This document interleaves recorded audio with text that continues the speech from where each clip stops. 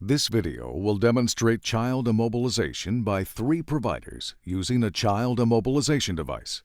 The first provider maintains neutral inline stabilization of the patient's head and neck. A second provider measures for and applies the appropriate sized cervical collar. The third provider places the long board near the patient.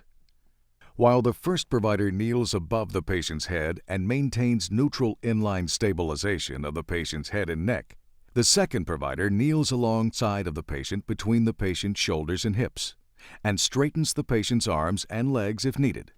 The third provider will place the immobilization device alongside the patient on the side opposite of the second provider.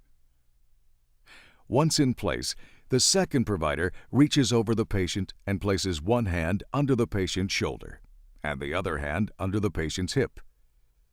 On command from the first provider, the patient is rolled onto their side facing the second provider.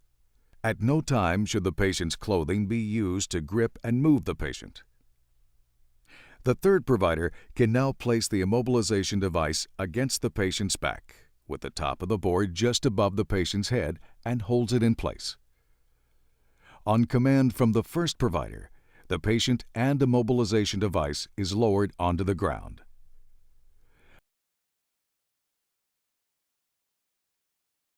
Once on the ground, the patient's chest, pelvis, and lower extremities are secured to the immobilization device. Once the patient's chest, pelvis, and legs have been secured to the device, padding, if needed, can be placed under the patient's head to maintain neutral alignment, and then the head can be secured to the immobilization device.